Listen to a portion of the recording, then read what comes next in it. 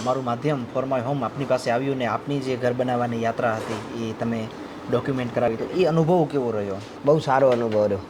કોક સામેથી આવી અને પૂછ્યો એ બહુ થોડોક ગમ્યો, કેમ કે મેં થોડાક ટાઈમ પહેલા ઇન્સ્ટાગ્રામમાં આ બધા પ્રોબ્લેમ્સ વિશે એક વિડીયો બનાવીને નાખ્યો હતો. પણ લોકો એ વિડીયો જોઈને તને શરમ નથી આવતી? તારા ઘર ઉપર લોકો હશે જ, કેમ પહોંચવું? લોકો આજે પોઝિટિવ સાથે નેગેટિવ વસ્તુ બહુ ખાસ જોઈએ છે. એ વસ્તુ લોકો કોમેડીની તરીકે, પણ તમે આ વસ્તુ બહુ સારી રીતે સમજવા આવ્યા અને તમે લોકો સુધી આ વસ્તુ પહોંચાડવા માંગો છો, તો એ એક તમે તમારો જે આ ચાલુ કરે છે માધ્યમ તમારું, તો એ બહુ સારો માધ્યમ છે.